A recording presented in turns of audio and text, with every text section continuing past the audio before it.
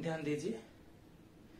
आज next topic है अपने नॉन कंडक्टिंग सॉलिड स्फीयर, एक ठोस गोला जो अचालक है। तो देखिए, कल हम जान चुके थे कि अचालक के कारण क्या होता है।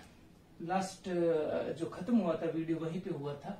आज हम पढ़ रहे हैं electric field intensity due to non conducting solid sphere, समरूप आवेशित अचालक गोले के कारण विद्युत क्षेत्र की तीव्रता। देखिए, इंपॉर्टेंट टॉपिक है।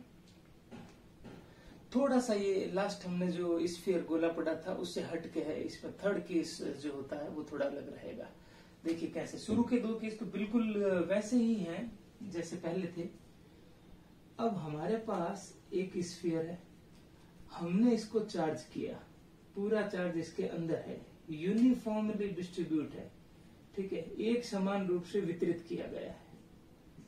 अगर ये चालक होता, अगर ये कंडक्टिंग होता, तो ये सारा चार्ज रिपल्सन की वजह से दूर आता और सारा सरफेस पे आ जाता। पर ये नॉन कंडक्टिंग है, ये अचालक है, इसमें आवेश प्रवाहित नहीं करेगा, एक स्थान से दूसरे स्थान पर नहीं जाएगा, तो प्रतिकर्षण या रिपल्सन की वजह से दूर दूर नहीं जाएगा, ये जहां पड़ा है वो वहीं रहेगा। ठीक है, तो इसकी वजह से हमको शुरू करना है। पहले इसकी कुछ बातें लिख देते हैं, जैसे कि इसकी रेडियस क्या है, आर। हाँ, अब आवेश कहाँ फैला हुआ है, पूरा इसके आयतन में वितरित है। जो चार्ज है वो यूनिफॉर्मली डिस्ट्रीब्यूट है इसके वॉल्यूम में। अभी तक कहाँ था, इससे पहले सरफेस पे था, अब चार्ज कहाँ है, इसके वॉल्यूम में है। तो कौन सी डेंसिटी आएगी, हम कहेंगे इसके पर यूनिट वॉल्यूम में कितना चार्ज है, तो वो हो जाएगा रो, वॉल्यूम चार्ज डेंसिटी, आयतन आवेश घनत्व। हम इसको रॉ से लिखते हैं। फॉर्मूला क्या होता है, टोटल चार्ज, इसके अंदर टोटल चार्ज है Q डिवाइड बाय इस पूरे का वॉल्यूम V। तो रॉ की वैल्यू क्या हो जाएगी, Q अपॉन वॉल्यूम, आयतन क्या होता है एक गोले का, 4/3 पाई आर क्यूब। ये इसका आयतन आवेश घनत्व हो गया। आयतन आवेश घनत्व का मतलब, वॉल्यूम चार्ज डेंसिटी का मतलब कि इसके यूनिट वॉल्यूम में 1 मीटर क्यूब में कितना चार्ज है, इतना है। एकांक आयतन में कितना आवेश है, पर यूनिट वॉल्यूम में कितना चार्ज है, ठीक है, वो हुआ रॉ कि 1 मीटर क्यूब में इतना चार्ज है। ठीक है, आगे बढ़ते हैं। अब सबसे पहले इसका फर्स्ट केस लेते हैं अपन, electric field intensity outside the sphere,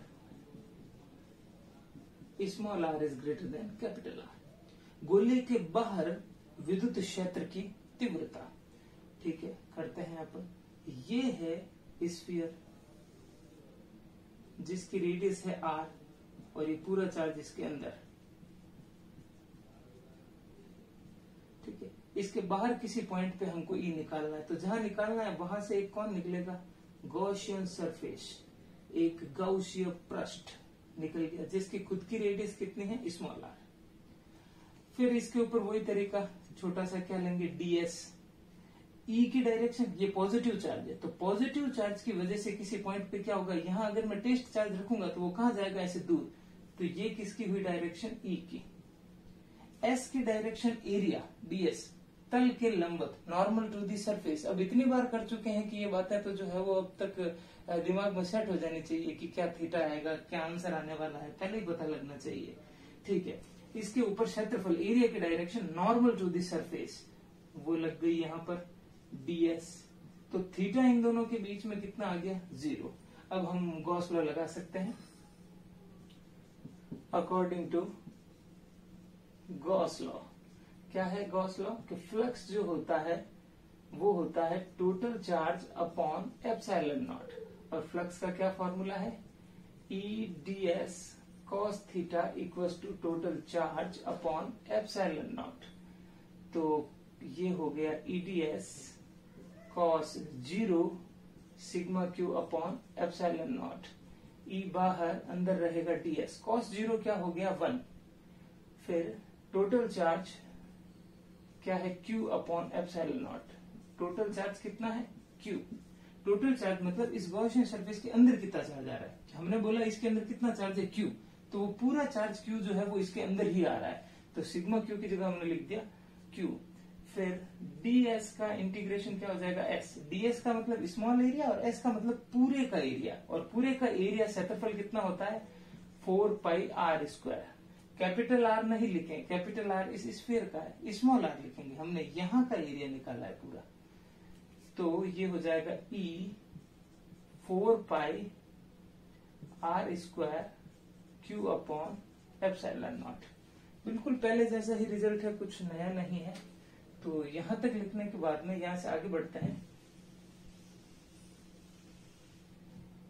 इसके बाद में क्या हो जाएगा, ये 4 पाई आर स्क्वायर डिवाइड में चला जाएगा, तो ई की वैल्यू क्या हो जाएगी 4 पाई आर स्क्वायर डिवाइड में गया क्यू अपॉन, ये 4 पाई डिवाइड में गया एप्सिलॉन नॉट के साथ, और आर स्क्वायर भी डिवाइड में गया, तो ये 1 अपॉन 4 पाई एप्सिलॉन नॉट, ये तो पूरा क्या बन गया के क्यू अपॉन आर स्क्वायर। हमने अभी बाहर निकाली है इंटेंसिटी, तो हमें बाहर का रिलेशन मिल गया कि आउटसाइड में इंटेंसिटी जो है वो क्या है, ई और आर स्क्वायर में क्या रिलेशन है, इनवर्सली प्रोपोर्शनल का, व्युत्क्रमानुपाती है बाहर तीव्रता दूरी के, ठीक है, दूरी के स्क्वायर के। नेक्स्ट, अब हम कहा निकालेंगे electric field intensity on surface of sphere. Second heading आप डाल लेंगे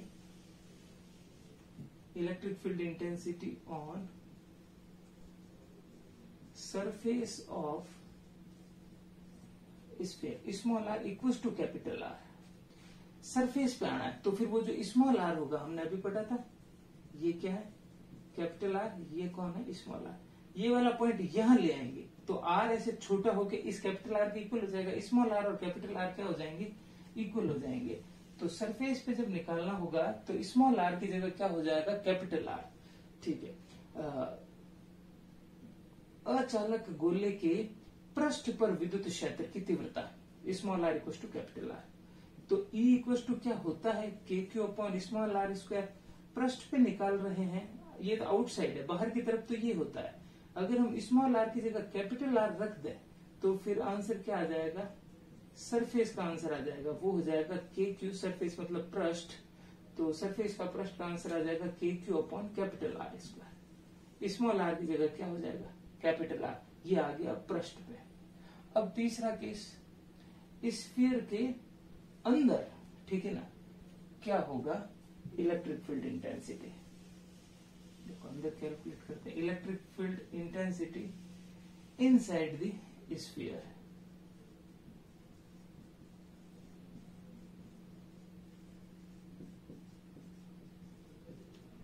देखो गोले के अंदर विद्युत क्षेत्र की तीव्रता, ये हमारा स्फीयर है,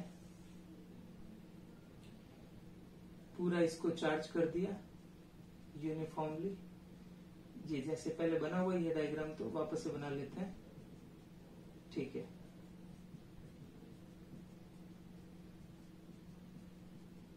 अब अंदर जैसे कि ये पॉइंट है, यहां निकालना है, तो यहां से एक गॉसियन सरफेस बनेगा, ये इसका सेंटर, ये इसकी रेडियस आर, जबकि स्फीयर की खुद की क्या है कैपिटल आर। इस बार स्मॉल आर छोटा है कैपिटल आर से, यहां निकालना है, वही डीएस लो, कोई दिक्कत नहीं। यहाँ पे ई की डायरेक्शन ये हो जाएगी, सरफेस की डायरेक्शन वही वैसे ही, बिल्कुल वैसे ही, थीटा जीरो, कोई दिक्कत नहीं है। यहाँ पर एक चीज अलग है, वो है सिग्मा क्यू, टोटल चार्ज कितना है, ध्यान से सुने, इस पूरे में चार्ज कितना है क्यू, तो गॉसियन सरफेस इस गॉसियन पृष्ठ के अंदर कितना है, ये पूरा क्यू नहीं, क्यू तो ये पूरा है, और पूरा इसके अंदर तो नहीं आ रहा, तो मान लो कि इसके अंदर टोटल चार्ज कितना है क्यू डैश, पहले वो कैलकुलेट करो, दिक्कत वहां पर होगी, ठीक है ना, वो अलग चीज है, ठीक है। करके देखते हैं इसको, पहले अपन वो कैलकुलेट करते हैं कि इस गॉसियन पृष्ठ के अंदर कितना आ रहा है, ठीक है। बेसिक मैथमेटिक है, देखो इस पूरे का वॉल्यूम कितना है गॉसियन सरफेस का 4/3 पाई आर क्यूब, ठीक है। इस अगर पूरे वॉल्यूम का निकालना है तो बेसिक मैथमेटिक्स से कैसे निकालेंगे कि यूनिट वॉल्यूम में, एकांक आयतन में कितना होता है चार्ज, ये रहा, हम उसको आयतन आवेश घनत्व बोलते हैं, वॉल्यूम चार्ज डेंसिटी, कि यूनिट वॉल्यूम में कितना चार्ज होता है, एकांक आयतन में कितना होता है, रॉ। तो बताओ इस पूरे आयतन में कितना होगा, इस पूरे वॉल्यूम में कितना होगा, तो इस वॉल्यूम से मल्टीप्लाई कर दो। ध्यान दीजिए, charge in per unit volume कितना है, रॉ। मतलब हम कह सकते हैं एकांक आयतन में आवेश कितना है, रॉ। तो गाउसीय पृष्ठ से परिबद्ध कुल आयतन में कितना हो जाएगा, so total charge enclosed bye Gaussian surface, ठीक है, इसको मान लेते हैं Q डैश, वो कितना हो जाएगा, रॉ इंटू Q डैश, क्या हो जाएगा, raw into volume of Gaussian surface. ठीक है, हिंदी मीडियम लिख देंगे, गाउसीय पृष्ठ से परिबद्ध कुल आवेश Q डैश कितना हो जाएगा, रॉ इंटू गाउसीय पृष्ठ का आयतन। वापस से, इस गाउसीय पृष्ठ के अंदर कितना चार्ज है, हमने बोला Q डैश कि कितना होगा, तो हमने कहा एकांक आयतन में कितना होता है, रॉ। तो इस पूरे आयतन में कितना होगा, कि इसके आयतन से हमने गुणा कर दिया। फिर से एक बार, कि यूनिट वॉल्यूम में कितना चार्ज होता है, रॉ। तो इस वॉल्यूम के अंदर कितना चार्ज होगा, इससे हमने मल्टीप्लाई कर दिया कि भाई 1 मीटर क्यूब में मान लीजिए 5 कूलाम है, तो इसके अंदर कितना होगा, तो इसके वॉल्यूम से मल्टीप्लाई कर दो। 1 मीटर में तो मुझे पता है 5 है, 1 मीटर क्यूब में, तो अब इसका वॉल्यूम अगर 2 मीटर क्यूब है तो डबल हो जाएगा, 3 मीटर क्यूब है तो 3 से मल्टीप्लाई कर देंगे, जो भी वॉल्यूम है उसे मल्टीप्लाई कर देंगे। कर दिया, volume of Gaussian surface raw, इसको मल्टीप्लाई कर देंगे गाउसीय पृष्ठ के आयतन से, तो Q डैश कितना हो जाएगा, raw into volume of Gaussian surface. इसका आयतन क्या है, एक गोले का आयतन कितना होता है, 4/3 पाई स्मॉल r क्यूब, ठीक है ना। इसकी त्रिज्या, इसकी रेडियस क्या है, स्मॉल r। अब रॉ की वैल्यू तो हम पहले से ही जानते हैं, वो कितनी होती है, 4/3, ये देखो निकाली पड़ी है। रॉ की वैल्यू क्या है, Q/4/3 pi capital R cube. ये रॉ की वैल्यू पहले से निकाली हुई है, इसको पुट करो और सॉल्व करो। तो Q डैश कितना हो गया, Q dash equals to, rho की जगह तो हो गया Q/4/3 pi R cube into, ये मल्टीप्लाई हो रखा है इससे, 4/3 pi R cube, 4/3 pi cancel, answer आया Q/R cube into R cube, Q dash. Q dash हमने किसको बोला था, टोटल चार्ज को, कि इसके अंदर टोटल चार्ज कितना है, Q डैश, वो हमने निकाला। इसको निकालने का तरीका ही एक जो था इसके अंदर डिफरेंट था, ये समझ में आना चाहिए कि हमको रॉ पता है, और रॉ का मतलब क्या था कि एकांक आयतन, यूनिट वॉल्यूम में कितना, रॉ। तो बताओ इसके अंदर कितना, तो इसके वॉल्यूम से मल्टीप्लाई कर दिया, इसके आयतन से हमने गुणा कर दिया, सिंपल मैथमेटिक्स। अब इसको देखो सॉल्व करो, Q तो आ गया, अब लगाओ Gauss law. We know that कि फ्लक्स क्या होता है, sigma Q upon epsilon naught, फिर वही EDS cos theta is equal to sigma Q upon epsilon naught. Angle कितना था, EDS cos 0 sigma Q upon epsilon naught, ये 1 हो गया, E बाहर आ गया, DS equal to total charge upon epsilon naught. Put कर देते हैं,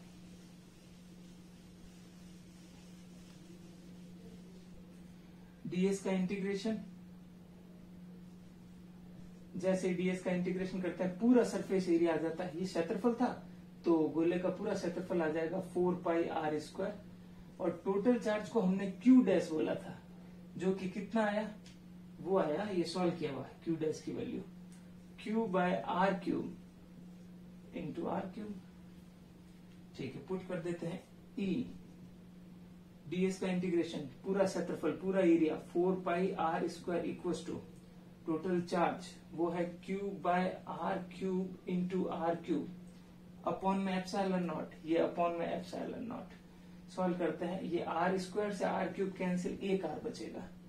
4 पाई को एप्सिलॉन नॉट के साथ भेज दीजिए, क्या हो जाएगा क्यू अपॉन 4 पाई और एप्सिलॉन नॉट को साथ में रख दिया, नीचे बच गया आर क्यूब और ऊपर बच गया एक आर। तो क्या हो गया E इक्वल टू, ये तो हो गया के 1 अपॉन 4 पाई एप्सिलॉन नॉट, तो के पीछे क्या बचा K Q upon R cube into क्या आर। ये हमने गोले के अंदर की तरफ निकाला है। अंदर की तरफ 0 इस बार नहीं होगा, क्यों नहीं होगा, क्योंकि इस बार अंदर चार्ज है। तो E इनसाइड अंदर की तरफ क्या आया, R के समानुपाती आया, जबकि बाहर क्या था, आर स्क्वायर के व्युत्क्रमानुपाती था। अंदर तो इनवर्सली प्रोपोर्शनल था आर स्क्वायर के, और अंदर जो है वो ई और आर में कौन सा रिलेशन है, डायरेक्टली प्रोपोर्शनल का। ठीक है, अंदर भी हो गया। अब अंदर आ गए, अब सेंटर पे जाओ, इसमें चौथा केस लेते हैं। उनमें तो क्या था कि अंदर आते 0 हो जाता था, तो सेंटर पे जाने से भी 0 ही होगा, क्योंकि अंदर अगर 0 है तो सेंटर भी स्फीयर के अंदर ही होता है, वहां भी 0 ही होगा।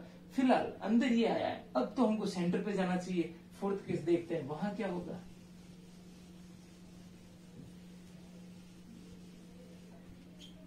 फोर्थ केस क्या हो जाएगा इसमें,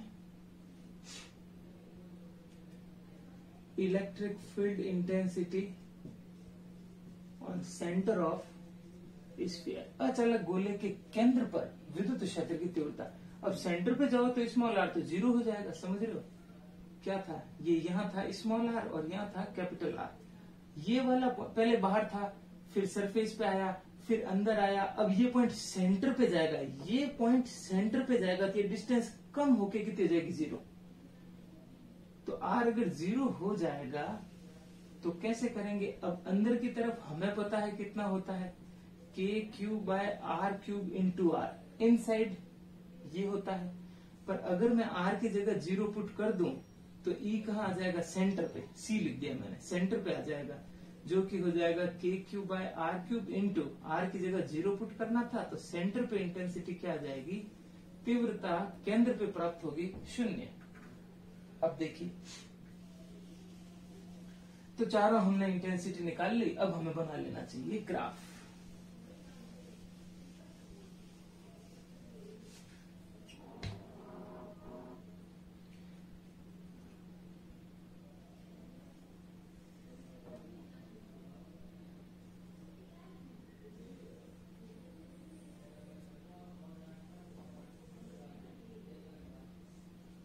ग्राफ हमने ऐसा पहले भी बनाया है। ये 2 पॉइंट मैंने सरफेस से ले लिए, small R equal to R, ये आर इक्वल टू 0 सेंटर, ये आर लेस देन आर मतलब अंदर की तरफ, और यहाँ R greater than R greater than R. ये तो क्या हो गया बाहर, ये हो गया अंदर, ये हो गया सेंटर पर, और ये पॉइंट कहां से आ रहे हैं, सरफेस से। ठीक है, देखते हैं बाहर की तरफ तो क्या है, व्युत्क्रमानुपाती इनवर्सली प्रोपोर्शनल। अंदर की तरफ क्या है, समानुपाती। इनसाइड क्या है, डायरेक्टली प्रोपोर्शनल। सेंटर पे कितना है, 0, और सरफेस पे कितना है, K Q upon R square, maximum है सरफेस पे। ठीक है, तो मान लेते हैं इनके सरफेस पे जो इंटेंसिटी है 0 नहीं है, कुछ ऊपर है, ये रही मैक्सिमम। ये सरफेस की है, सरफेस पे कितना है, K Q by are square, ये सरफेस का। ठीक है, अब ग्राफ बनाते हैं। सेंटर पे कितना है, 0, ये रहा 0, ई की वैल्यू सेंटर पे कितना, ये 0। अब स्फीयर के अंदर अंदर तो ई क्या है, आर के डायरेक्टली प्रोपोर्शनल है। ये 0 सेंटर, और ये कहा है सरफेस, सेंटर और सरफेस, यहां से ये सेंटर और ये सरफेस, सेंटर से सरफेस तक तो क्या है, डायरेक्टली प्रोपोर्शनल, ये रहा डायरेक्टली प्रोपोर्शनल। इधर भी ये सेंटर और ये सरफेस, तो सेंटर से सरफेस तक मतलब केंद्र से पृष्ठ तक, ये केंद्र से पृष्ठ तक का है, यहाँ तो क्या है, डायरेक्टली प्रोपोर्शनल। ई जो है वो आपके आर के क्या है, समानुपाती। अब आगे हम बाहर, ये सरफेस का पॉइंट, अब बाहर सरफेस से बाहर आ गए, तो बाहर क्या है, व्युत्क्रमानुपाती इनवर्सली प्रोपोर्शनल है। तो इनवर्सली प्रोपोर्शनल का ग्राफ ये होता है, ये भी बाहर है, ये होता है बाहर। ऐसा क्यों, क्योंकि आउटसाइड में इनवर्सली प्रोपोर्शनल है, ये आउटसाइड का सेक्शन है, यहाँ इनवर्सली प्रोपोर्शनल होगा।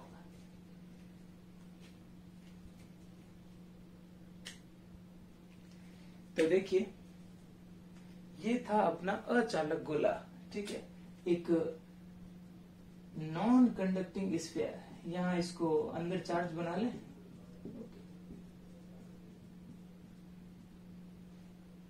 तो ये थी कुछ गॉस की एप्लीकेशंस। अभी इसके ऊपर और क्वेश्चंस बाकी हैं, वो हम नेक्स्ट वीडियो में करेंगे।